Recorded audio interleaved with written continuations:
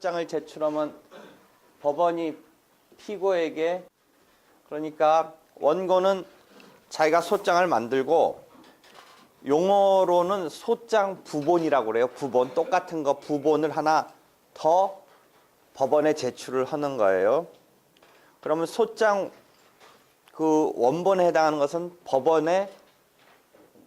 법원의 기록으로 이제 조제된다라고 편제되고 부본이 상대방한테 송달돼요. 그러니까 법원이 그걸 복사 떠서 이렇게 보내는 게 아니라 원고가 그 피고 수만큼 부본을 하나 더 만들어서, 우리가 1대1 소송을 생각한다면 한 부 더 만들어서, 그런데 이제 좀 있다가 공동소송이라는 걸 배워요. 공동소송이라는 의미는 원고가 복수의 당사자가 있을 수도 있고 피고가 복수의 당사자가 있을 수도 있고 원고 피고 모두 양쪽에 여러 명의 당사자가 있을 수 있는데, 원고 입장에서 공동 불법 행위자, 예를 들어서 손해배상 청구를 하려는데 공동 불법 행위자 2명, 3명을 상대로 해서 공동소송을 낸다. 뭐 이런 상황도 있을 수 있으니까, 그럴 경우는 피고가 2명이 나타난다면 2부를 더 부본을 만들어서 첨부해서 법원에 제출을 하는데, 그 부본이 소장 부본이 피고에게 송달되는 거예요. 그럼 이제 피고가 송달받고서 이것에 대해서 대응을 해줘야 되죠. 소송의 메커니즘은 계속 나오는데, 우리가 일반적인 생활의 메커니즘은 상대방이 나한테 막 말도 안 되는 소리 또는 쓸데없는 소리 뭐 이런 걸 얘기할 때 오히려 거기에다가 대꾸하면서 말려 들어가면 더 황당해지기 때문에 일반 우리가 생활에서는 무시하는 이런 상황이 일반적일 텐데, 소송에서는 그러면 안 돼요. 상대방이 나한테 퍼붓는 주장이 터무니없더라도 그냥 무시하면 안 되고 거기다가 반박을 해줘야 돼요. 무시를 하면 인정하는 꼴로 취급해요. 그래서 나중에 어떤 용어가 나오냐면, 상대방이 나한테 퍼붓는 말에 대해서 맞다고 인정해주면 그건 자백이라고 하는데, 말 그대로 그건 인정해주니까 자백이라고 하는데, 침묵적인 태도, 상대방이 나한테 뭐라고 막 얘기하는데 내가 말도 안 되고 터무니없기 때문에 그냥 무시하는 태도를 취해버리면, 즉 침묵적인 태도를 취하면 자백으로 간주가 돼요. 150조 1항을 보면 상대방 주장에 대해서 다투지 아니한다면 자백으로 간주되는 이런 조문이 150조에 펼쳐지고 있어요. 150조 1항 등에. 그래서 소송의 메커니즘은 가만히 있으면 안 돼요. 그럼 지금 내가 왜 그 얘기를 하느냐?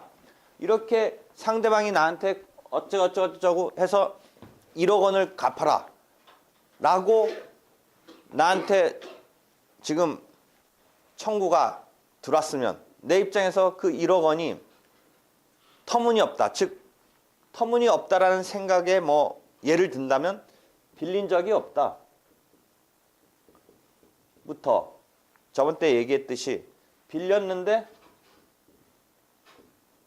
갚았다,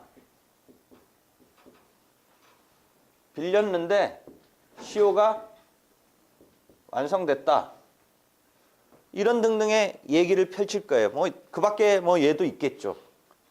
그 다음에 저번 때 얘기했듯이 제일 대여금 사건에서 일반적으로 또 흔한 거는 빌린 거 맞고 뭐 다른 이유는 없지만 사실상 못 갖고 있는 뭐 그런 상황도 있을 수 있지만, 그건 우리가 일단 여기서는 논외로 해버리고, 그런 상황도 분명히 더 많이 있을 거란 말이죠, 사회생활에서는. 근데 우리가 그런 건 지금 일단 얘기하지 말고, 원고가 나한테 채권자라고 하면서 나를 채무자로 지목하면서 변제기 지났는데 왜 안 갚냐라고 따지고 들어왔을 때 내가 답변을 안 해버리면, 즉 송달받은 때부터 30일 이내에 답변서를 제출해야 되는데, 이 답변서를 제출하지 않으면 상대방 주장을 인정하는 식으로 처리를 해줘요. 그래서 우리가 판결을 함에 있어서는 판결을 함에 있어서는 나중에 이제 절차가 쭉 흘러서 판결을 하는데, 판결을 함에 있어서는 중요한 게 뭐라고 그랬죠?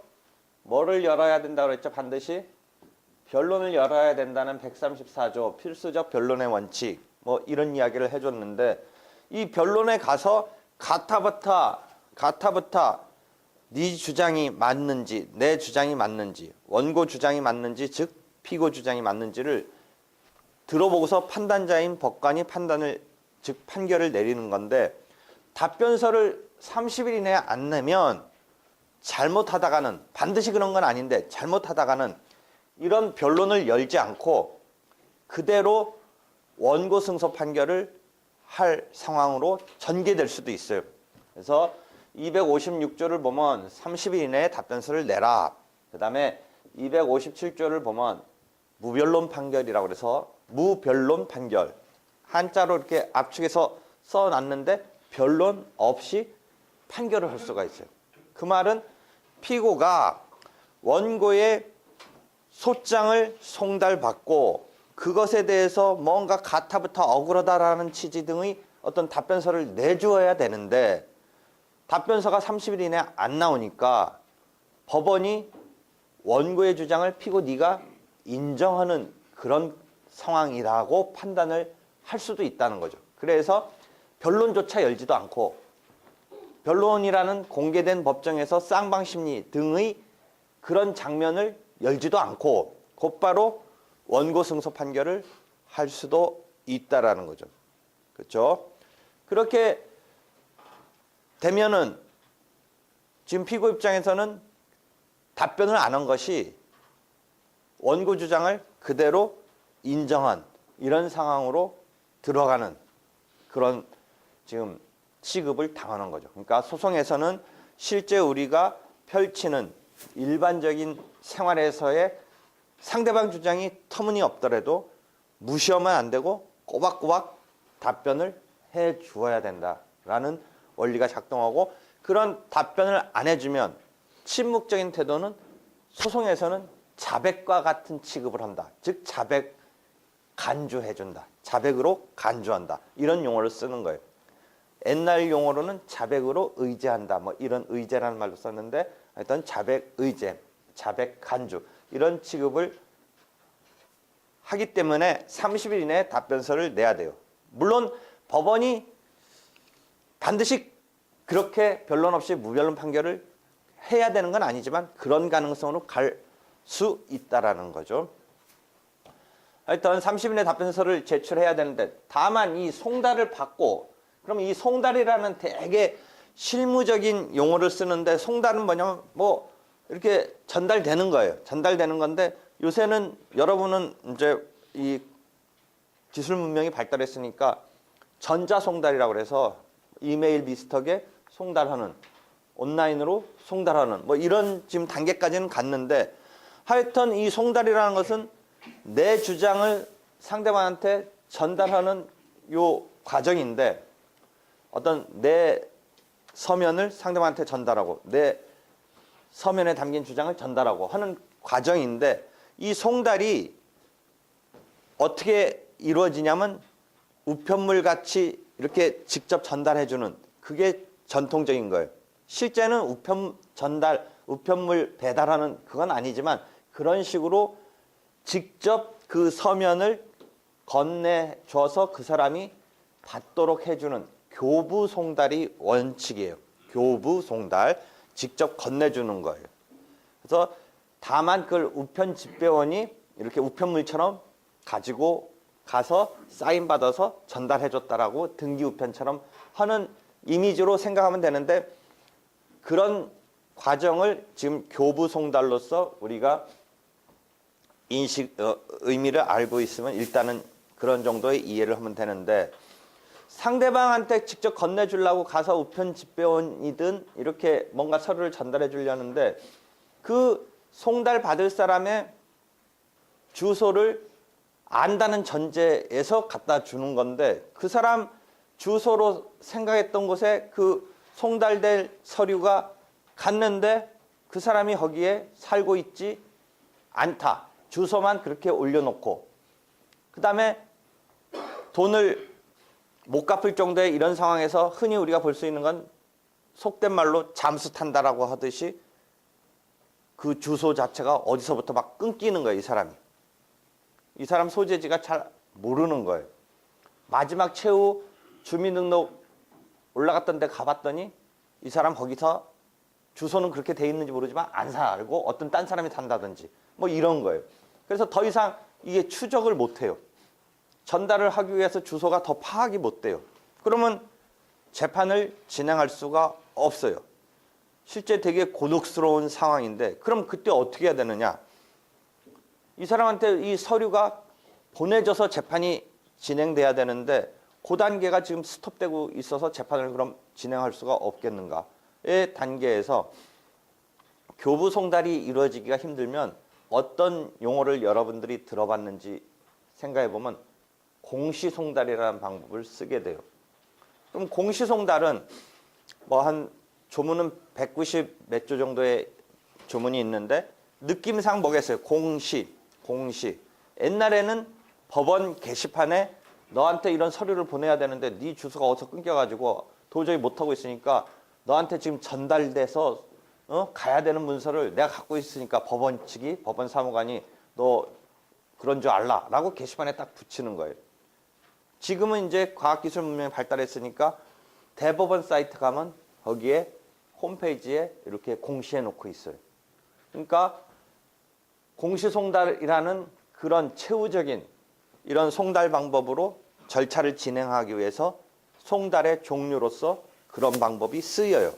그런데 그 공시송달은 사실상 그런 공시송달을 하게 된 계기가 그 문서를 받을 사람이 뭔가 아까 말한 대로 불분명하게 뭐 마지막에 이상하게 잠수 타고 이랬기 때문에 뭐 주민등록이 마지막에 직권으로 말소되고 뭐 어디서 더 추적을 못하고 뭐 이런 상황의 원인이 스스로 작출했는지 어땠는지는 모르겠지만 스스로 때문인지는 모르겠지만 하여튼 제대로 그 사람이 원고가 보낸 예컨대 피고의 경우라면 원고가 보낸 문서를 교부송달로 건네줬을 때 그 뒤에 그 사람이 읽어보느냐 안 읽어보느냐는 그 다음 문제지만 건네준 건 확실한데 공시송달의 경우는 그게 지금 제대로 이루어지고 있지 않은 채 송달이라는 방법을 어쩔 수 없이 공시라는 방법으로 해서 하고 있을 뿐이에요.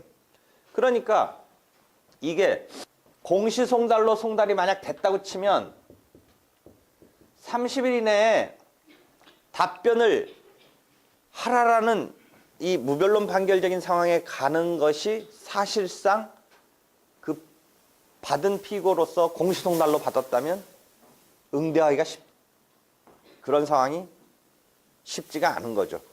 정확히 교부돼서 이 내용을 숙지해서 30일 이내에 답변을 하라라는 상황에서의 공시송달의 경우는 그 송달이 어떤 정보나 이런 것을 전달해 준다는 기능을 사실상 수행 못하니까 받은 사람 입장에서 공시송달로 받은 사람 입장에서 30일 이내에 답변을 할 수 있느냐 없느냐 이 단계를 우리가 곤혹스러울 거라고 생각을 했기 때문에 256조 57조에 보면 256조에서 공시송달의 경우는 그러하지 아니하다 뭐 그런 식으로 아마 빼주고 있을 거예요. 30일 이내에 답변을 해야 된다라고 하는 그 조문의 256조 등에 보면 공시송달의 경우는 그러하지 아니하다라고 이렇게 빼주고 있는 게 그런 이유예요. 이해되겠죠? 그러니까 공시송달의 이런 특수한 경우가 아니라면 기본적으로는 30일 이내에 답변서를 내줘야 된다. 그럼 이 답변서가 다시 법원에 내주면 이 답변서는 다시 원고에게 송달되겠죠. 그렇죠? 그래서 그런 상황에서 두 사람의 이렇게 서면적으로 나온 것을 법원이 볼 때 뭔가 막 복잡한 뭐가 있어서 곧바로 변론으로 가서 이 공개된 법정에서 쌍방을 불러서 뭔가 이런 공식적인 변론을 여는 것보다는 쟁점을 정리하기 위해서 조금 비공식적으로 공개된 법정이 아니고 이 사람들만 불러서 뭔가 싸움 내용을, 다툼의 내용을 이렇게 좀 정리정돈을 할 필요성이 만약 있다라고 판단된다면 변론 준비 절차로 보낼 수도 있어요. 그래서 257조 다음에 258조 조문을 보면 예외적으로 변론 준비 절차로 보낼 수도 있는 조문이 있어요. 그것은 예외적인 거고 원칙적인 것은 이렇게 이제 소장과 답변서가 서로 교환된 상태에서 이제 변론으로 오는데 이렇게 준비 절차로 갔다가 변론으로 올 수도 있어요. 변론 준비 절차는 그 용어 그대로 변론을 준비하는 절차예요. 그러니까 쟁점 등을 정리하는 거예요. 그러니까 변론에서 곧바로 들어가는 것보다는 미리 뭔가 정리정돈을 할 이런 상황이 필요하다면 예외적으로 변론 준비 절차를 갖다 거기서 정리된 걸 갖고 이제 핵심적인 싸움을 갖고 와서 변론을 연다. 이런 식의 루트도 있을 수 있는데 그건 예외적인 거고 원칙적으로 이제 변론이 열리는 거죠. 그럼 변론이 열리면 여기서 원고, 피고가 판사 앞에서 직접 구술로 쌍방으로 공개된 법정에서 심리를 하는 거죠. 원고가 제출한 소장을 저번 때도 얘기했듯이 제출된 서면 소장, 제출된 답변서 그것만으로는 완결적인 게 아니다. 왜? 변론은 구술로 하는 것이다. 그러니까 소장이나 답변서는 구술 변론을 위해서 보완적으로 미리 정리정돈한 이런 문서로서 나중에 이제 곧바로 구술로 말할 때는 뭔가 정리가 잘 안 된 채 중언부언한다든지 뭐 빠뜨리고 얘기한다든지 뭐 이런 것 등을 위해서 미리 예고를 서로 해놓는 거지 그 자체가 완결적인 것은 아니다라고 이야기를 했죠. 그러니까 변론에 가서 원고가 내가 이리저리 저리 이래서 소장에 이렇게 기재했던 것을 뭐 100% 그대로 읽을 필요는 없지만 그냥 이리저리 해서 돈을 못 받고 있는데 돈 받고자 합니다라고 소장을 진술하는 거예요. 과거에는 그 조차를 어떻게 했어요? 매달 며칠자 제출한 소장 진술합니다. 이렇게 되게 형식적으로 한 적도 있어요, 과거에. 근데 지금은 조금 구체적으로 핵심적인 얘기라도 좀 담아서 얘기하지. 피고는 또 이래요. 매달 며칠자 제출한 답변서 진술합니다. 또 이렇게 해요. 그러면 변호사 막 500만 원 주고 1000만 원 주고 선임했는데 그 본인 선임한 사람이 법정 가가지고 우리 변호사가 내가 맡긴 변호사가 잘하나 봤더니 매달 며칠자 답변서 진술합니다 하고 막 한 10초간 나같이 말 빠른 사람은 막 3초 만에 확 해버리고 이거 뭐 지금 내가 막 억울했던 말이 제대로 담겨서 이 판사한테 전달된 건지 막 되게 의아해하는 거예요. 그럼 막 10초 만에 500만 원 줬으면 우리가 프로축구 선수는 아니지만 나도 몸값이 그럼 뭐 1초 만에 얼마 받은 거예요. 막 50만 원 받은 느낌이네. 그럼 당사자는 이거 무슨 도둑놈 같은 뭐 이런 생각을 하는데 실은 그 서면에 담긴 것을 막 궁리하고 뭐 찾아보고 반격할 뭐 논리를 세우고 그것은 안 보이고 딱 그 10초간 막 그것만 보인다면 그렇게 오해할 수도 있죠. 근데 사실은 뭐 그건 아니죠. 그렇게 오해할 일은 아니었는데 하여튼 또 사람이라는 게 이겼으면 야 기분이라도 좋아서 괜찮은데 그래놓고 지면 나중에 다 그런 게 이거 뭐 그런 사람의 인지상정의 마음이 생기겠죠. 그래서 요새는 이제 그렇게까지 막 아주 형식적으로 그것을 구술주의의 형해화라고 그러니까 되게 의미 없게 됐다 뭐 이런 의미의 용어예요. 근데 요새는 구술주의를 좀 충실히 해라. 특히 형사소송에서도 뭐 공판 중심주의 이런 얘기 때문에 이제 조금 진짜 이제 구술로 자기들의 하소연을 좀 충분히 판사가 들어서 해라 뭐 이런 거죠. 근데 판사 입장에서도 보세요. 결국 이 법정에서 막 생생하게 억울함, 막 약간 거짓말, 뭐 또는 뭔가 이 어색함, 막 이런 거가 다 포착되면서 판단을 해야 되는데 나중에 그것을 한 사건만 하는 게 아니고 여러 개의 사건이 막 진행되는 와중에의 재판부에서는 모든 게 다 그것을 갖다가 생생하게 포착했던 그 느낌이 판결에 반영되는 게 그날 판결문을 쓴다면 어느 정도 반영될 수 있겠지만 그 다음에 몇 번 변론이 되고 변론이 종결되고 한 5개월, 6개월, 뭐 1년 사이 뒤에 판결을 쓸 때는 사실은 어떻게 쓰겠어요? 그 제출된 서면이 뭐 진술됐다라는 전제하에서 그 서면을 읽어가면서 이렇게 법률적으로 주장을 맞추면서 법원이 판결이라는 결론을 내려줄 거 아니에요.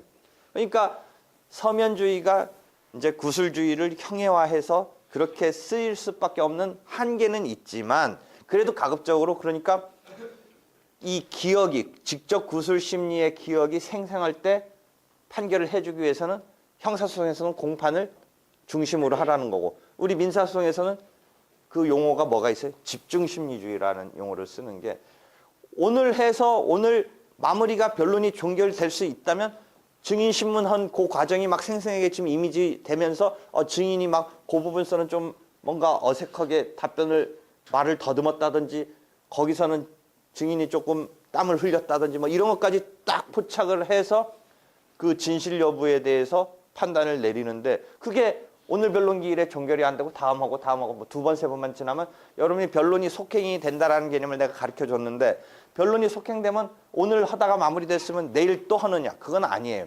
왜?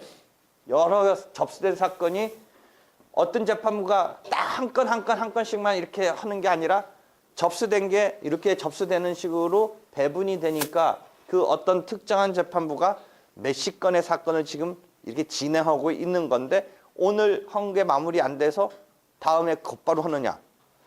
여기 내가 와서 오늘 수요일 수업하듯이 오늘 수업하고 곧바로 뭐 내일 또 하느냐가 아니라 다음 주 수요일 날 하는 거예요. 예를 들어 다음 주 수요일 날 재판을 여는 거예요. 그 재판부는. 내일은 옆에 재판부가 와서 예컨대 형사소송법 수업을 여기서 하는 거예요. 그러니까 나는 오늘만 쓰는 거예요. 이 법정을, 공개된 법정을. 그러면 오늘 마무리 못하면 다음 주에 하는 거예요. 그런데 다음 주에 곧바로 이 사건이 또 하느냐? 아니죠. 이 사건 말고 또 뭐 진행하던 어떤 사건이 다음 주에 하겠죠. 그런 식으로 하니까 한 번 변론이 종결 못 되고 속행된 사건은 통상 4주 뒤에 그날에 하는 거예요. 4주 뒤에 예컨대 수요일 날 하는 거예요. 그 재판부가 수요일 날 재판에 이용할 상황에서 그 다음 주 수요일 또 그 다음 주 수요일 하다가 자기 사건이 속행되는 기일은 4주 뒤에 맞이해요. 그러니까 만약에 사건이 두세 번 이렇게 변론기 열려버리면 한 5, 6개월, 1년 뭐 이런 정도의 이 시간적 상황이 소제기 시점과 도중에 변론 몇 번 있고 판결을 하는 시점, 변론 종결하고의 시간적 흐름이 있기 때문에 그 구술주의, 직접주의란 말은 우리가 교과서상의 원리이긴 하지만 실제는 서면 재판을 하는 상황이 있을 수밖에 없다라는 거죠. 그렇죠? 그러니까 가급적인 구술 직접 심리주의를 충실히 하기 위해서는 변론을 집중해서 하루 만에 마무리되면 제일 이상적이랄까 좋은 거죠. 그렇기 때문에 그러려면 변론 준비 절차를 통해서 걸릴 거 다 걸르고 처음에는 막 당사자끼리 싸움하는 내용은 법적으로는 의미 없는데 당사자는 그걸 막 되게 의미 있게 막 해가지고 공방을 펼치는데 그렇게 공방을 펼치는 것에 추출을 해버리면 결국 핵심은 만약에 변제했다라는 말로 돌아온다든지 뭐 이럴 수 있거든요. 막 처음에는 뭐 네가 돈 빌려줬느냐 안 빌려줬느냐 뭐 뭔가 막 감정이 투입해서 뭐 오만 가지 얘기하다 보면 결국은 뭐 안 빌렸다라든지 결국은 갚았다라든지 뭐 이런 거로 된다란 말이죠. 그러니까 그것만 갖고 와서 과연 갚았는지 안 갚았는지만 따지면 되는 건데 당사자 입장에서는 그것에 갖다가 처음부터 딱 핵심을 갖고 하지 않기 때문에 준비 절차 가서 서로 간에 이 일방적인 주장만 있던 것을 둘을 잘 들어서 짜 맞춰보면 결국은 문제가 그거였구나라는 게 정리가 돼서 변론으로 와버리면 이제 집중적인 심리를 할 수 있는 그런 그 상황이 높아지는 거죠. 그렇죠? 물론 당사자 입장에서는 보통은 뭐겠어요? 돈 빌려줘서 못 받는데 그럼 피고가 돈 빌려준 거를 갚지 않는 거 뭐 이런 상황에서 우리가 흔히 보는 건 뭐예요? 빌릴 때는 뭐 빌렸죠. 그러고 뭐 친구니까 뭐 당연히 갚을 줄 알았죠. 근데 이 친구도 뭐 떼먹을래서 떼먹는 게 아니라 뭐 그러다 보니까 지금 형편이 안 좋아서 못 갚는 거죠. 막 그런 정도 싸움에서 이제 원고 빌려준 채권자는 뭐예요? 지 친구 뭐 급할 때 와가지고 뭐 돈 빌려달라고 해놓고 나는 근근히 모아가지고 시집 가려고 모으고 있는데 와가지고 돈 급하다고 막 빌려달라고 조금 과장되게 거짓말 비슷하게 해서 돈 빌려가더니 지는 거기 가서 스파게티 다 사 먹고 나는 라면도 못 사 먹고 있었는데 빌려가가지고 지금 와서 배째라 돈 없는데 어떡하냐 막 이러니까 이 소송 낸 원고 채권자는 막 배신감이라든지 어떤 감정적인 것 때문에 나는 막 근근히 막 절약하고 했는데 쟤는 빌려가서 개념 없이 쓰고서 지금 와서 나자빠진 막 이런 것에 대해서 어떤 감정적으로 법관이 조금 그 피고 친구지만 그 피고 제가 무진장 나쁜 애다라는 취지로 이렇게 막 이 감정적인 어떤 판단에 있어서의 법적인 거는 이 사람 생각하지 않고 감정적인 어떤 동조감, 동질감을 이렇게 해줄 줄 알고 그런 것만 막 공격하는 거예요. 그래가지고 제 스파게티 여기서 제가 스파게티 사 먹었든 안 사 먹었든 그 돈 빌려가서 한 게 하등 문제가 없는데 얘는 그래가지고 그쪽이 와가지고 또 내가 언제 스파게티 사 먹었냐 나 떡볶이 사 먹었을 뿐이다. 이건 지금 싸움이 아니란 말이죠. 지금 돈 빌려간 거에서 이 사람이 지금 스파게티 사 먹었냐 떡볶이 사 먹었냐 진짜 뭐 그럼 너 맨날 네가 라면 먹었다던데 거의 반격이 뭐예요? 네 언제 라면 먹고 모은 돈이냐? 너도 뭐 스파게티 사 먹다고만 뭐 이러면서 이 싸움이 이상하게 지금 이런 거는 다 필요 없는데 그걸 법정에서 막 싸우고 있으면 판사가 어떻게 하겠어요? 그거 하등 필요 없는 거야 이 싸움에서 그 돈 빌려가서 스파게티를 사 먹었던 라면을 사 먹었던 근데 이 당사자는 뭐예요? 그 해가지고 쟤 나쁜 애다 막 이 얘기를 이게 좋지 얘가 물론 돈 받아야죠 받기야 뭐 50만 원 빌려준 거 받아야겠죠 이제 친구 중에 막 1억 원까지는 아니라고 치고 한 50만 원 얘기했을 때 50만 원 받는 게 뭐 목적이고 중요하긴 하지만 갑자기 싸움의 내용이 50만 원은 뒷전이고 이 사람들의 감정적인 그런 법원 판사가 이렇게 동조해 주길 바라는데 그게 아니라는 거죠 재판은. 근데 당사자는 그거 막 그래가지고 쟤 좀 나쁜 애하고 막 쟤 스파게티 막은 거 먹은 거 좀 혼내줬으면 좋겠는데 이게 아니고 그래가지고 그래놓고 더 황당해. 나중에는 황당해가지고 이게 감정적인 것도 아니고 더 황당해서 만약에 상황으로 뭐 소멸시효 같은 거 가지고 완성됐다 그래가지고 50만 원 안 줘도 된다고 만약 원고 청구 기각 즉 원고 패소까지 하는 상황까지 갔으면 원고 진짜 열받죠. 지금 돈 받는 거가 아니라 막 걔를 어떻게 하고 싶은데 갑자기 법적으로도 돈 안 갚아도 된다고까지 가면 어떤 느낌이겠어요?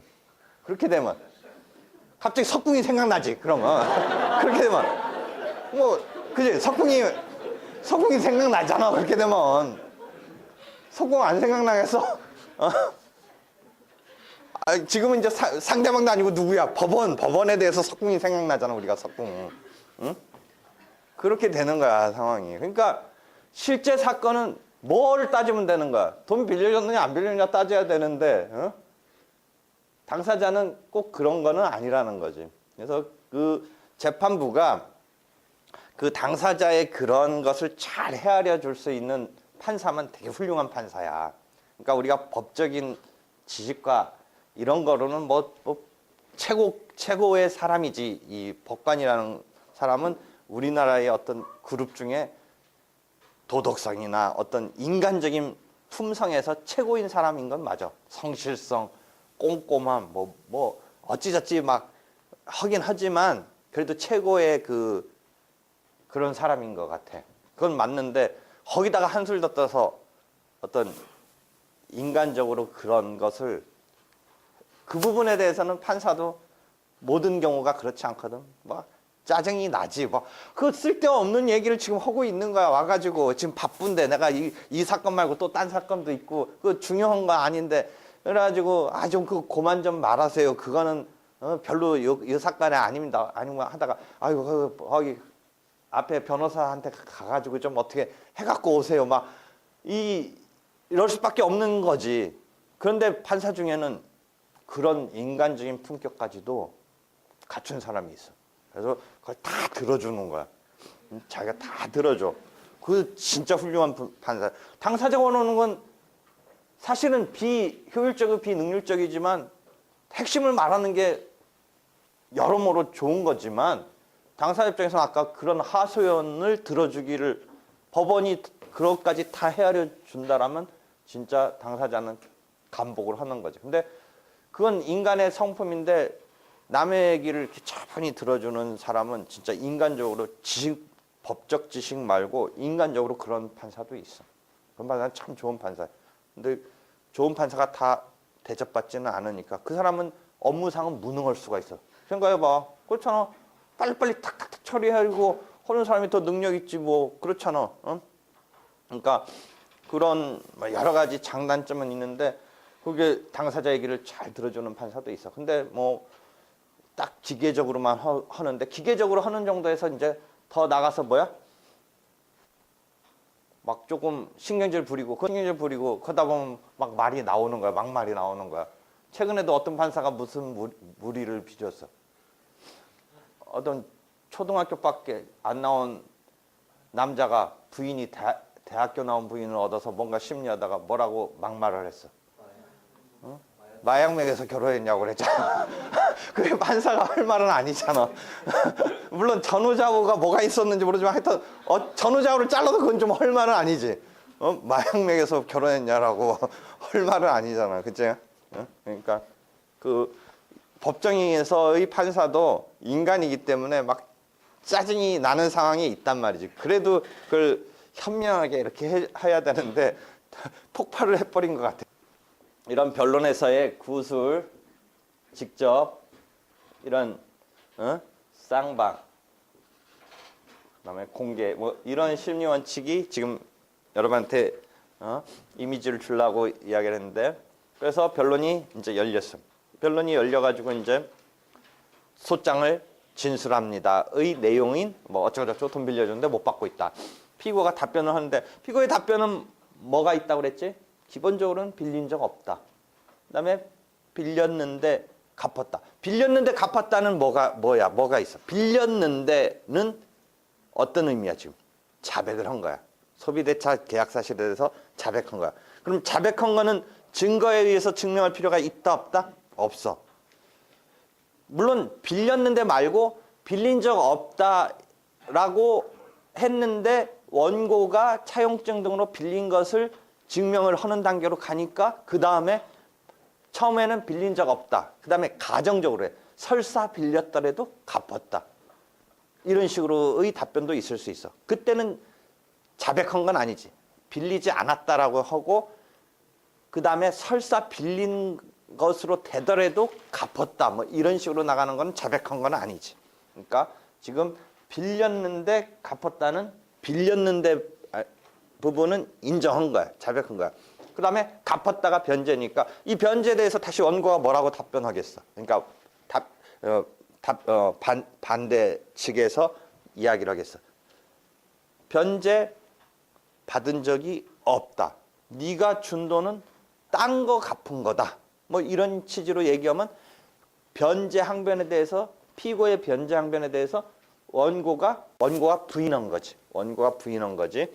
그때는 누가 그럼 갚은 것을 인정받는 증거 신청을 해야 되냐면 피고가 그때는 갚은 것에 대해서 변제한 것에 대해서 증명을 해야지. 그치? 그치? 그런 식으로 공방이 돼. 되겠지? 그래서 그러니까 피고의 답변 태도는 보통 대여금 사건에서는 빌린 사실 자체를 부인하는 거. 그다음에 빌린 것은 자백하거나 증거에서 인정되고 갚은 거. 뭐 이런 싸움이 예상될 수 있죠. 그다음에 흔히 또 많이 있는 게 법정까지 오는 분쟁이라면 그 전에 뭔가 우여곡절이 있어서 시간적 흐름이 상당히 있을 수가 있어. 그래서 시효 같은 것을 한번 따져봐야 돼. 그래서 시효가 완성됐는지 그것은 변론주의 원칙상 법원이 알아서 따지는 게 아니라고 그랬지. 당사자가 이야기를 한다는 전제에서 따지는 건데 예컨대 피고가 시효 항변을 한다라는 상황도 있지. 그렇지? 그러면 변제기로부터 일반 채권이면 10년의 기간이 흘렀다든지 상사 채권이면 5년의 시효가 흘렀다든지 또는 여러분이 민법 총칙에 뭐 160호 몇 조쯤에 보면 뭐 1년짜리 뭐 3년짜리 뭐 이런 시효 등등에 따른 시효 주장을 피고가 하겠지. 그럼 원고가 내가 그 전에 가압류 등 같은 것을 걸었기 때문에 시효가 중단됐다라는 재항변. 이때는 재항변이지. 원고가 소비대차를 치고 들어가니까 피고가 시효가 완성됐다는 항변을 하는 데 대해서 다시 원고가 시효를 중단시킨 어떤 사실을 주장하면 그것은 재항변이 되지. 그래서 원고의 청구에 대해서 피고가 갚았다. 시효가 완성됐다. 이 부분은 다시 항변이 되고, 이 항변에 대해서 원고가 부인하면 항변의 경우는 피고가 증명책임을 진다. 증명책임 진다. 그다음에 다시 원고가 시효를 중단시킨 사유 등을 주장하는 게 재항변이다. 예컨대 가압류 걸었다라고 하면서 가압류 걸어서 법원이 가압류 결정을 법원에서 받은 것을 증거로 신청해서 그게 인정되면 시효가 가압류 건날 중단이 되는 이런 상황에 재항변이 받아들여지는 거죠. 그렇죠? 그래서 이렇게 공방이 펼쳐지는 거죠. 그죠? 그래서 거기까지 이해했는데 하나 어려운 게 빌린 적 없다와 뭐 구별하라고 그랬어요? 저번 때? 돈은 왔는데 그냥 쓰라고 준 돈이다. 의 싸움도 있을 수 있어요. 네가 나한테 1억 원 줬지만 그냥 쓰라고 준 돈이다. 보통 사람한테 1억 원은 조금 상황이 그런데 예를 들어 아까 50만 원. 그거 그냥 너 알아서 급하다니까 그냥 써 하고 준 거 아니냐. 근데 지금 와서 왜 갑자기 내가 스파게티 사 먹은 것 때문에 갑자기 빌려줬으니까 갚으라고 하느냐. 네가 그냥 줬기 때문에 내가 그거 가지고 스파게티 사 먹은 게 라고 하는 것이 어떤 방어예요? 증여로 준 거다라는 방어가 있는데 이 증여로 준 거다라는 것은 부인인지 항변인지 한번 생각해 보세요. 증여로 준 거다라고 하는 피고가 그렇게 얘기하고 있는 게 원고의 소비대차 빌려줬다라는 것에 대해서 부인인지 아니면 항변인지 생각해 보세요. 변제는 아까 항변이라고 했어요. 소멸시효도 항변이라고 했어요. 근데 지금 증여는 부인이에요. 왜? 빌려줬다라는 것 자체와 양립하는 얘기를 하는 거예요. 변제는 뭐예요? 빌려준 거는 전제로 그것을 깨는 게 아니잖아요. 빌려줬다라는 것은 하여튼 증거에서 증명됐든 자기 스스로 빌렸다라는 것을 인정하든 그걸 전제로 갚았다는 얘기를 하니까 그건 항변이죠. 그러니까 양립할 수 있으면 항변이에요. 양립할 수 없으면 부인이에요. 소비대차와 증여는 양립할 수 없잖아요. 소비대차이면서 증여일 수 있어요? 아니잖아요. 그러니까 양립할 수 없으니까 그건 소비대차를 아니라고 하는 행동의 다름 아니니까 그거는 부인이에요. 조금 부인인데 단순히 빌린 적 없다라고 하는 것에 단순 부인에 비해서 뭔가 이유가 있는 이유를 붙인 부인이라고 하는데 하여튼 부인이에요. 이유부 부인이라고 하는데 단순 부인에 대해서 부인이에요. 근데 변제의 경우는 뭐예요? 소비대차 자체를 지금 아니라는 그건 좀 틀리잖아요. 차원이. 빌린 거라는 상황은 인정하는 거죠. 인정하거나 증거에서 인정됐거나 뭐 이런 상황을 전제로 갚았다고 얘기하는 거잖아요. 그러니까 변제는 항변이 되는 거죠. 그죠? 그래서 이 이야기를 하고 있는데 어젠가 그젠가 신문에 요새 소송이 많대요. 이거 비슷한 상황에 대한 소송이 또 많다고 나왔어요. 뭐예요? 남자가 여자한테 막 사귀면서 뭔가 사주고 막 돈 주고 이렇게 했는데 나중에 이제 관계가 소원해져서 헤어지게 되니까 요새 찌질한 남자들이 남자를 찌질하다고 하면 이제 정당한 권리 행사인지는 모르겠는데 그 여자를 상대로 쓴 돈 내놓으라고 하는 사건이 되게 법원에 많이 온대요. 요새. 여자한테 내가 너 선물 사준 거 그 리스트까지 다 적어가지고 그건 쪼잔하네 좀. 그래가지고 그랬더니 여자 측이 뭐라고 얘기하는 거예요. 그거 네가 선물로 준 거고 옛날 쓰라고 준 돈이고 나 병원 가니까 쌍꺼풀 수술하고 준 거지. 그거 지금 와서 왜 빌려줬다고 하느냐 이거예요 지금. 근데 의외로 소송이 많다는 거예요 지금. 그래가지고 그 남자 이제 옛날에는 사귀었던 관계겠죠. 또는 이제 조금 더 이제 진전 있으면 거의 사실상 동거하거나 혼인 관계 이런 상황에 있다가 지금 와서 갑자기 뒤틀어졌다고 그 뭐 반값, 뭐 같이 원룸값, 여자 집에 들어가서 동거하면서 좀 내준 거 그거 내놓으라고 하고 선물 사준 거 내놓으라고 하고 뭐 지금 막 이런 소송이 많은데 결국 법원이 그 관계에 봤을 때 빌려준 거냐 진짜 그냥 쓰라고 줬느냐 뭐 선물로 준 거냐를 심리를 하는데 대부분 이제 과거에 그 둘이 사귄 관계를 보는데 대부분 그랬으면 선물로 준 거고 쓰라고 준 거고 그냥 쌍꺼풀 수술 시켜준 거고 이건데 지금 와서 갑자기 그 돈 내놓으라고 하니까 원고 청구가 대부분 기각된대요. 그러니까 피고 측와 원고 측의 싸움이 그 뭐예요? 원고는 어떻게 생각해서 소송 낸 거예요? 빌려준 거다. 쌍꺼풀 수술비 빌려준 거다. 선물비 내가 빌려주고 네가 산 거지 내가 사서 준 게 아니 사준 게 아니다. 반값 네가 급하다고 그래서 내가 반값 30만 원 준 거지 내가 같이 쓴다고 낸 게 아니다. 뭐 다 이런 식에서 싸움이 됐고 피고는 뭐 얘기했어요? 그 여자 측은 지금 꼭 왜 원고를 남자로 생각하느냐고? 원고가 여자일 수도 있다고? 요새 경제력 있는 여자도 많고 그래도 또 남자가 찌질하네. 그럼 어쩌고 그래서 하여튼 피고 측은 그냥 선물 준 거 아니냐?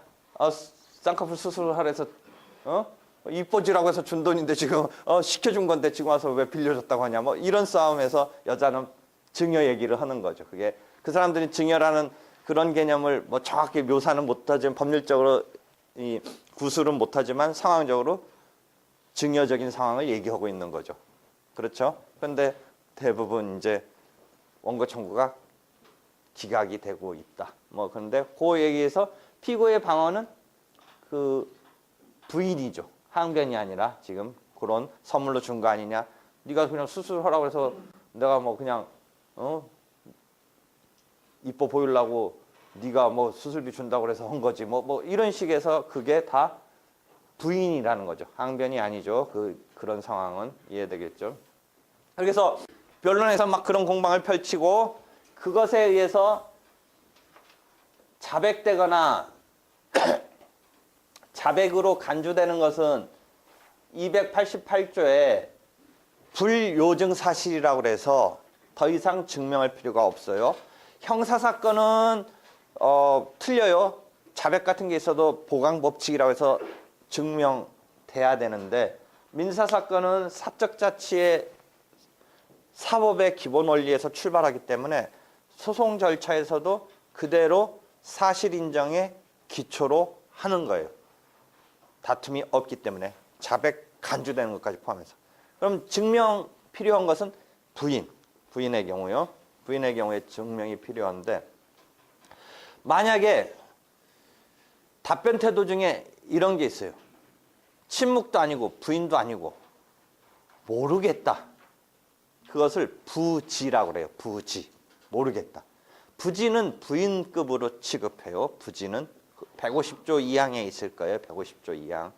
부지는 부인급으로 돼요. 모르겠다는. 그러니까 그런 부인과 부지는 입증 책임, 증명 책임을 지는 자가 증명을 해야 돼요. 증명 책임을 지는 자가. 아까 변제의 경우는 피고가 항변은 변제 항변은 피고가 증명 책임진다 할 때의 그 증명 책임을 지는 자. 예컨대 소비대차의 경우는 원고가 피고가 부인하면 원고가 증명 책임진다. 이 얘기했을 때의 증명 책임을 지는 자가 증명을 하기 위해서 증거조사가 필요한데 그 증거조사 기일이 열리게 된다는 거죠. 넓은 의미에서는 이 변론 기일과 증거조사하는 것까지 합쳐서 변론이라고 한다라는 거죠. 굳이 구분한다면 변론 플러스 증거조사인데 넓게 변론이라고 얘기할 때는 큰 테두리에서는 증거조사까지 변론이라고 한다. 그렇게 해서 증거조사에서 저번 때 얘기했던 증인을 신청해서 신문을 한다든지 차용증 등을 증거로 제출해서 서증을 신청해서 서증조사를 한다든지 서증조사는 그 차용증 제출한 것을 판사가 읽어보고 판단의 자료, 대여 사실이 있구나 뭐 이런 거 또는 갚은 영수증을 보고서 이것을 보고서 반대편은 위조됐다고 하는데 뭐 의조된 건지 아니면 제대로 갚은 것에 대해서 받은 사람이 작성해 준 거니까 변제 사실을 인정할 건지 뭐 등등을 판단을 함에 있어서 그 서증조사는 읽어보고서 이제 그것을 판단의 자료로, 그것을 증거 자료라고 그래요. 증거 조사한 결과를 증거 자료. 그래서 그 증거 자료를 가지고 심증을 형성을 해요. 그러니까 증인을 신청했을 때는 증인을 신문을 해서 나오는 증인의 입에서 나오는 말을 판단의 자료로 이제 삼는 것이고, 서증의 경우는 신청한 차용증 등의 그 문서의 기재 내용을 판단의 자료로 삼는 거죠. 그것을 증거 자료라고 해요. 판단의 자료를.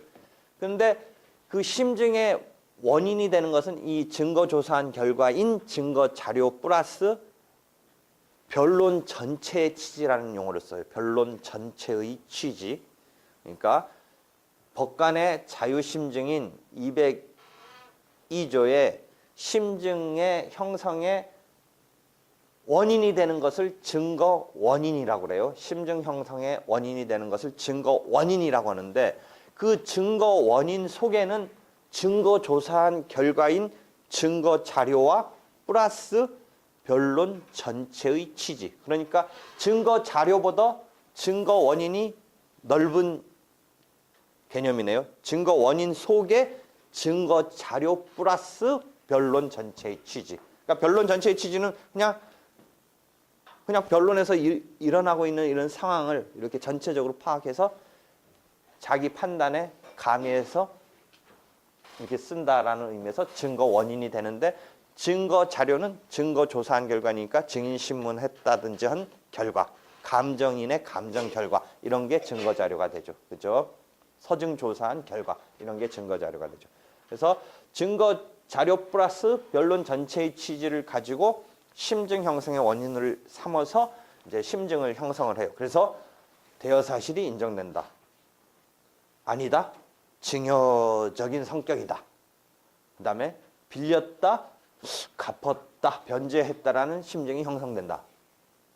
그 다음에 뭔가 변제기가 있었고 지금 상당기가 흘렀고 이 관계는 예컨대 순수 민사관계가 아니라 상사관계로 판단되기 때문에 5년의 시효가 의 대상이 되는 상사관계다.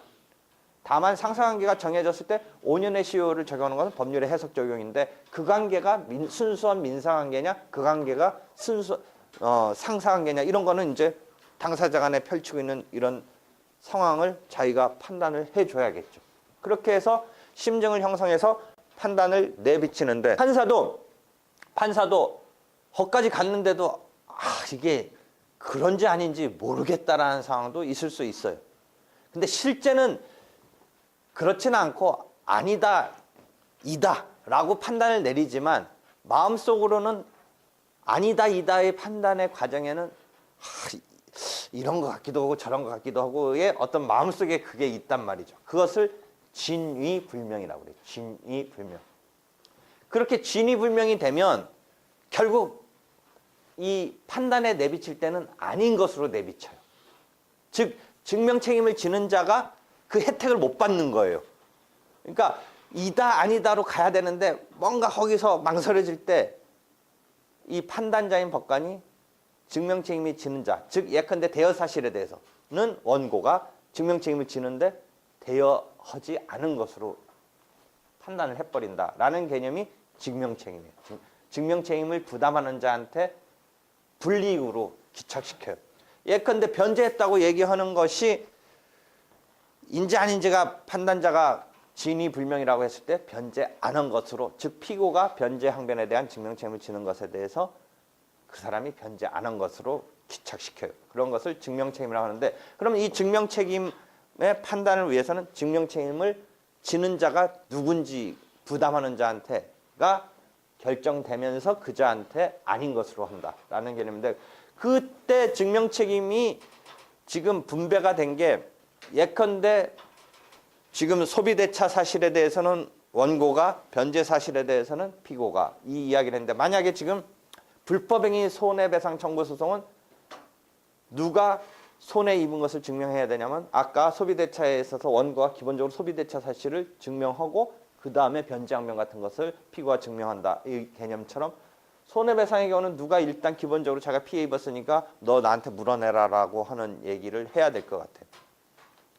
원고가 피해자인 원고가 가해자를 상대로 소송을 내려면 피해자인 원고가 가해자가 가해 행위를 했고 그게 고의과실이고 내가 손해를 입었고 그 가해 행위와 나의 손해 사이에 인과관계가 있고 그게 위법하고 뭐 이런 등등을 여러분이 채권법에서 배운 불법 행위에 의한 손해배상을 하기 위한 4-5가지의 요건을 피해자인 원고가 주장 증명을 해야 되는데 만약에 진위불명이면 그래서 내가 뭐 얘기를 했어요 저번 때 급발진 사고에 있어서 이게 과연 그 만든 회사에 뭐 결함이 있어서 급발진이 나왔는지 근데 이 지금 그래가지고 급발진 사고를 당한 운전했던 사람 측은 니네가 잘못 만들었으니까 내가 지금 사고를 일으켰다든지 내 차가 부셔졌다든지 그러다 보니까 내가 사람을 쳤다든지 뭐 이 이야기를 하고 있는데 그게 진위불명이 안 되니까 누구한테 불이익으로 가는 거예요? 증명 못한 것이 된 거예요? 피해 입었다라는 원고를 패소시킨단 말이죠. 그렇죠?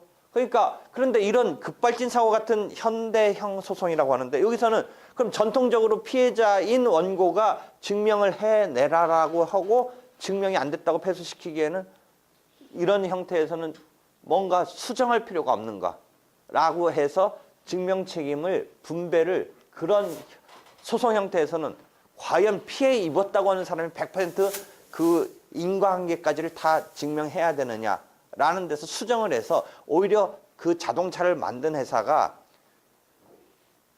잘못 저지르지 않았다라는 것을 해야 되지 않겠는가의 증명 책임을 분배를 수정해서 그 다음에 더 나아가서는 전환해서 증명 책임을 전환한다는 의미가 받아들여진다면 누가 전환된 거예요? 누구로부터 누구에게? 원고로부터 피고에게 전환되는 거죠. 전통적인 불법행위 손해배상은 피해자인 원고가 소송을 냈을 때 증명 책임을 지는 건데 그걸 만약 전환시킨다면 자동차 만든 회사가 피고가 자기네가 잘못 안 한 것을 증명하지 않는 이상은 이 사람이 잘못하지 않은 그러니까 자기네가 잘못하지 않았다는 것을 스스로가 밝히지 않는 이상 물어줘야 된다.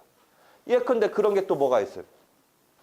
지금 급발진 사고는 여러분이 주위에서 흔히 뉴스에서만 보지 못 보지만 의료소송이라고 그래서 의료가호 소송이라고 해서 갑자기 그것도 뭐 뉴스 같은 데서 많이 접하지만 뭔가 간단한 수술로 들어갔는데 마치 잘못되고 뭐 쇼크가 와가지고 또는 알게 모르게 뭐 수술을 하다가 뭐 아주 과거 같은 데는 뭐 안에다가 뭐 그냥 뭐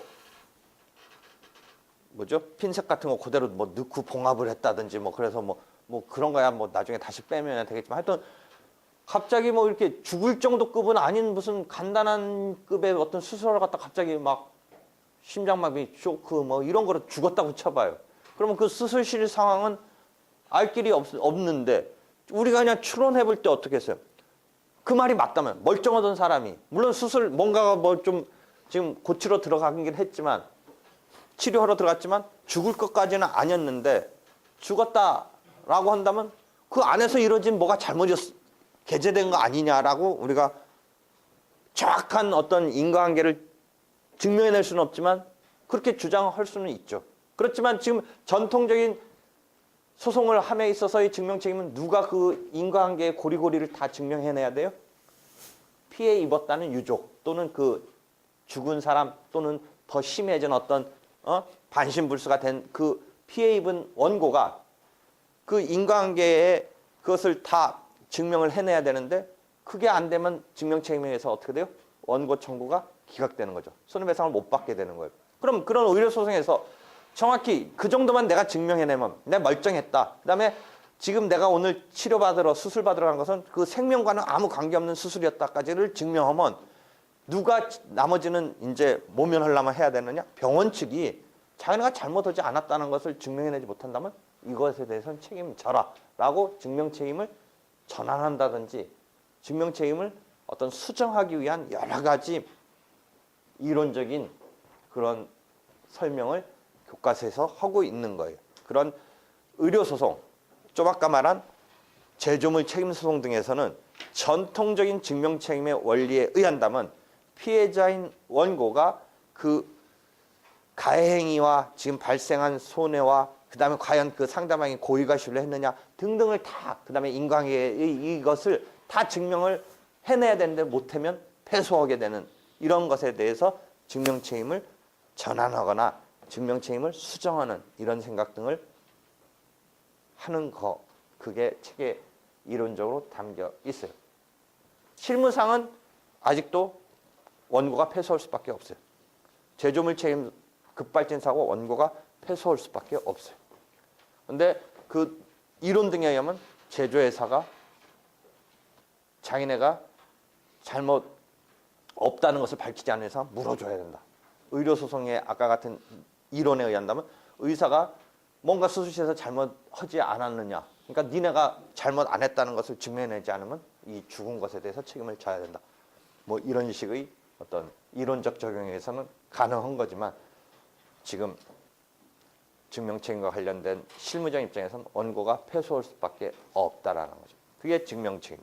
그렇게 해서 변론이 종결돼서 이제 판결을 하기 위해서 자유심증주의라는 그다음에 증명책임이라는 이런 이야기까지 지금 했어요. 그렇게 해서 이제 변론이 종결됐어요. 변론이 종결되면 이제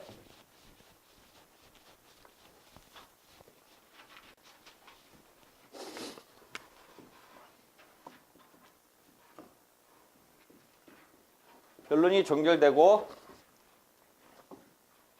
판결을 선고한다고 그랬죠. 물론 종결된 변론이 재개될 수도 있다. 142조. 그렇지만 하여튼 결국 종결되고 판결을 함에 있어서 이 판결은 언제까지 상황이 반영돼서 마감돼서 나타난 거냐면 변론 종결시를 기준으로 한다. 그래서 이 판결의 효력의 표준시 기준시는 변론 종결시다. 이 이야기를 했죠.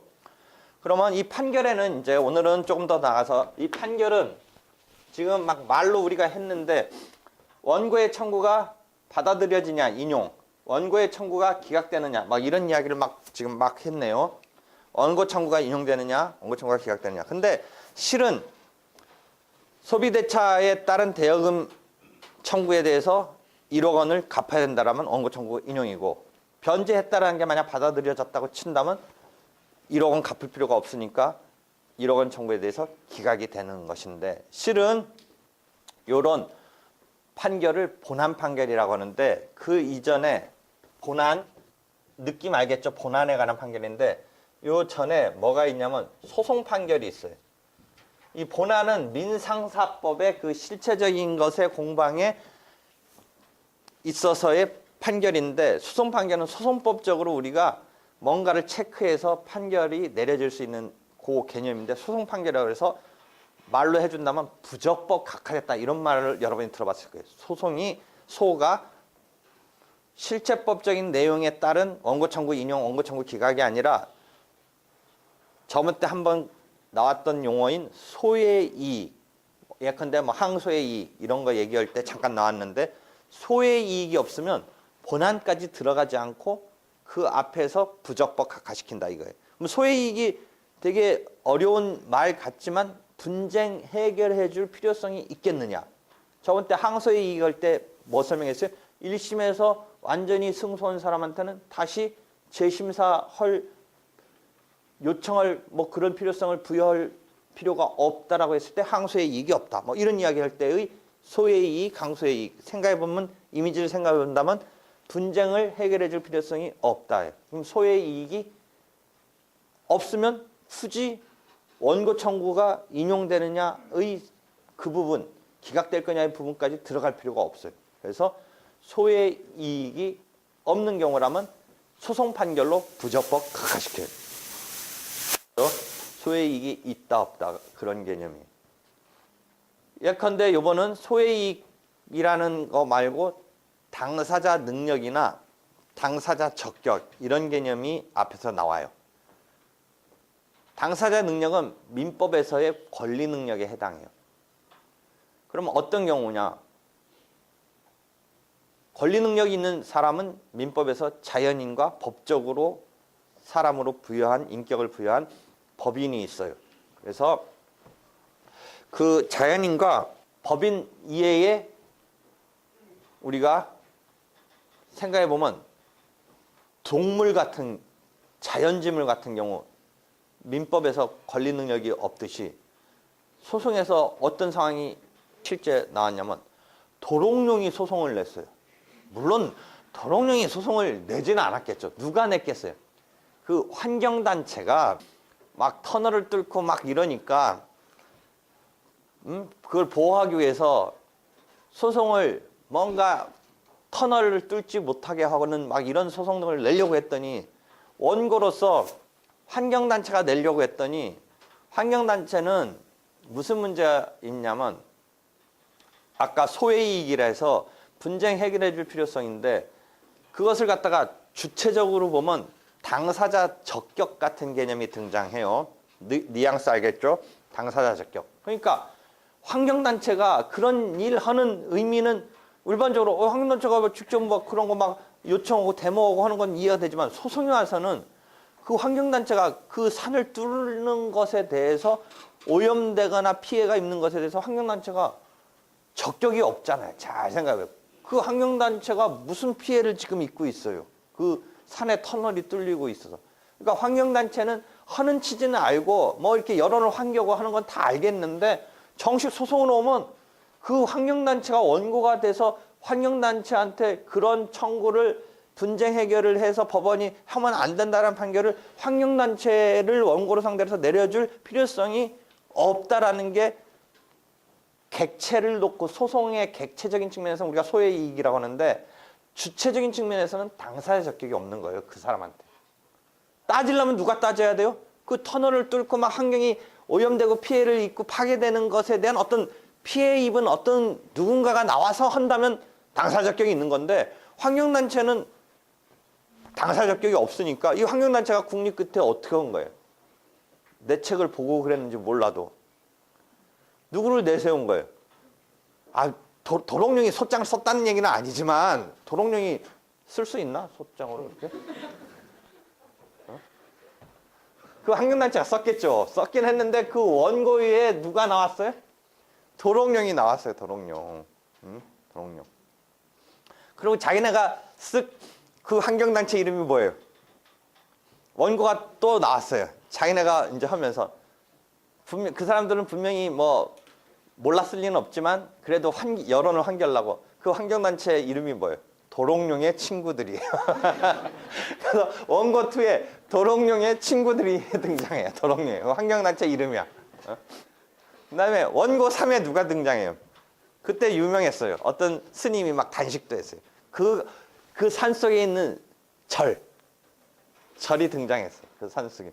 그 산속에 있는 절은 피해를 입는다고 주장을 하는 거예요. 저거 막 터널 뚫리고 이 환경이 막 그렇게 되니까 그 산에 있던 절은. 그래서 원고가 도롱뇽, 원고 2가 도롱뇽의 친구들, 그다음에 원고 3가 그 산속에 있는 절 이렇게 등장했어요. 그럼 여기서 봐요.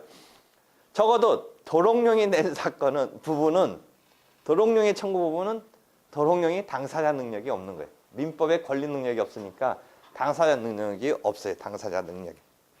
그죠? 그러니까 도롱뇽이 낸 부분은 당사자 능력을 전제로 도롱뇽이 냈기 때문에 이 논리를 한번 생각해 보세요. 여러분이 그냥 도롱뇽이 냈어요. 그래서 그냥 그것을 아무 생각 없이 가타부터 환경 피해를 입었으니까 본안까지 들어가서 뭐 터널 착공을 금지하고 공사를 금지하고 막 이런 걸 받아주느냐 마느냐로 갈 필요 있어요? 도롱뇽이 냈기 때문에 어디서 문전에서 커트하는 상황으로 되겠어요. 당사자 능력이 없다 해서 부적법 각하시키는 거예요. 그 부분은. 이해되겠죠? 그러니까 소송 판결이라고 해서 도롱뇽이 낸 부분은 가타부터 뭐 착공을 해야 돼서 건설을 뚫어야 되는지 그게 환경에 피해를 입히는지 아니다 환경에 피해가 조금 있을 수는 있지만 뭐 공익으로 해서 뚫어야 된다. 그 뚫리니까 뭐 부산까지 여러분 그쪽 부산서 왔다 갔다 방학 때 하는 사람 있는지 몰라도 30분이 단축된 거 아니에요. 그 터널 있을 때와 없을 때가. 뭐 그래서 뭐 약간 행정법적인 그런 뭐 환경 이런 피해까지가 가미돼서 뭐 환경 영향 평가를 하고 뭐 그래서 본안에 가서 가타부터 까지 갈 필요 없이 어디서 문전에서 컷하면 되냐면 도롱뇽은 당사자 능력이 없다 해서 부적법 각하시키는 거예요. 청구 인용이냐 기각이냐까지 가지도 않고. 도롱뇽의 친구들은 어떻게 해서요? 도롱뇽의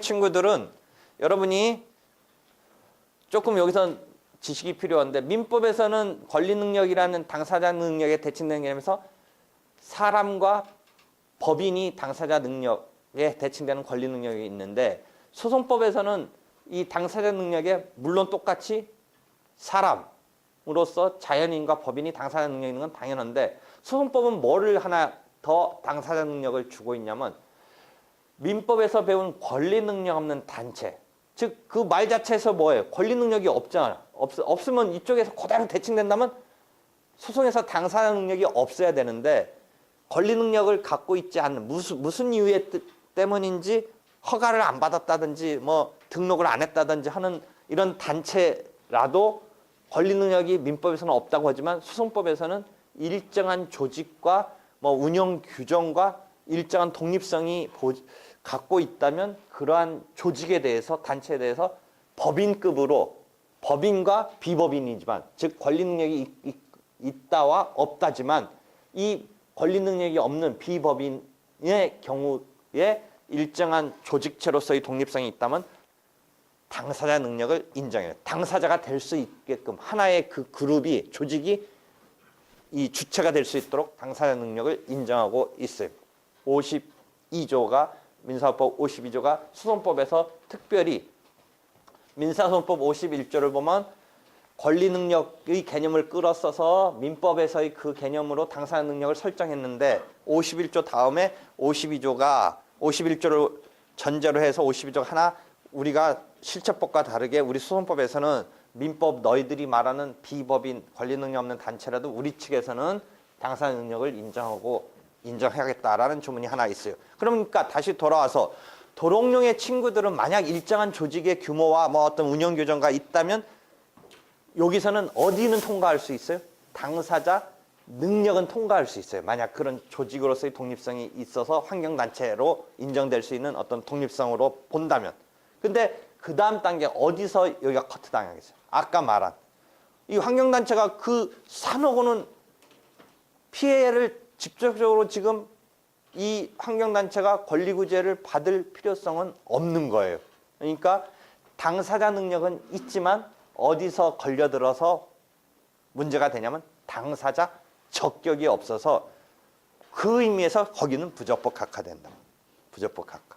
이해되겠죠? 그러니까 도롱뇽은 당사자 능력이 통과 못 될 거고 그다음에 도롱뇽의 친구들은 어떤 조직체로서의 독립성이 있다면 민법과 달리 우리 소송법은 일반적인 자격은 소송할 수 있는 주체로서의 자격은 즉 당사자 능력은 주고 있어요. 권리 능력에 대칭되는 당사자 능력으로서의 일반적인 주체가 될 수 있는 그런 위치는 주고 있는데 그래서 독립성이 있어서 당사자 능력은 될 수 있는데 능력자가 될 수 있어서 통과는 할 수 있는데 만약 그 다음 단계인 이제 당사자 적격은 일반적인 자격이 아니라 구체적인 어떤 사건에서 너한테 우리가 판단을 내려서 너의 뭔가 우리가 판결을 통해서 구제를 해줄 필요성이 있느냐 없느냐를 구체적 사건을 놓고 따지는 게 당사자 적격인데 그 환경단체인 도롱뇽의 친구들은 이 사건에 관한은 없다는 거죠. 당사자 적격. 그러니까 역시 당사자 능력이 없을 때 부적법 각하, 당사자 적격이 없을 때 부적법 각하니까 그 부분은 부적법 각하가 되고 아마 그 절은 청구 기각이 될 거예요. 그 지금 내가 말한 사건은 본안에 관한 사건은 아니었기 때문에 그 어떤 판결의 내용으로 얘기하지 않지만 그 절은 당사자 능력은 아마 절도 무슨 재단법인 같은 틀이니까 능력은 되고 그 다음에 그 산속에 있었으니까 적격도 당사자 적격도 있을 것 같고 근데 이제 그럼 과연 터널을 착공 못하게 할 뭐 그 부분 가서는 뭐 청구가 기각된다든지 뭐 이런 상황으로 갈 수는 있어요. 이 여기 부분에서는 만약 그런 상황이 벌어졌을 때의 얘기인데 그렇게 될 거예요. 하여튼 그런 식으로 지금 당사자 능력과 당사자 적격과 뭐 이런 개념 그 다음에 소송 판결과 본안 판결 이런 개념을 잘 구별해야 돼요. 그러니까 우리가 지금 소송법에서 배우는 거는 문제로 우리가 등장할 수 있는 소송 요건이라는 개념을 배워요. 형사소송에서는 소송 조건이라는 말을 쓰는데 우리가 지금 말하는 게 소송 요건이에요. 그래서 소송 요건을 결하면 본안의 문제가 아니라 소송 판결로 부적법 각하돼요.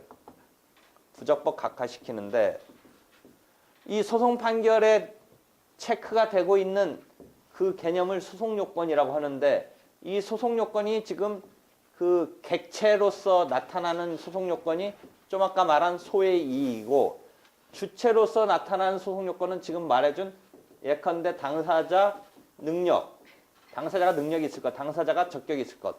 이제 지금 일단 요까지 얘기했는데 그 밖에 이제 소송 요건은 우리가 하나하나 이제 그때 등장할 때마다 얘기해 주는데 지금 일단 개념으로 소송 요건 중에 오늘 얘기해 준 것은 주체로서의 일반적으로 주체가 될 수 있는 당사자 능력. 이 당사자 능력은 민법의 권리 능력에 대칭된다. 그다음에 특정한 사건에서 주체가 될 수 있는 개념인 당사자 적격. 이건 구체적인 사건을 놓고 이 사람이 이 싸움에서 주체가 될 수 있느냐, 이 분쟁에서 주체가 될 수 있느냐를 체크하는 개념인 당사자 적격을 일단은 말을 했는데 이러한 당사자 능력이나 당사자 적격 그다음에 객체에서 나타나는 소송 요건인 소의 이익을 체크해서 여기를 통과하지 못하면 본안까지 가지 않고 원고의 청구를 그대로 부적법 각하한다. 이런 개념이 소송 판결이다. 이해되겠죠? 되겠어요? 오늘 여기까지 수고했습니다.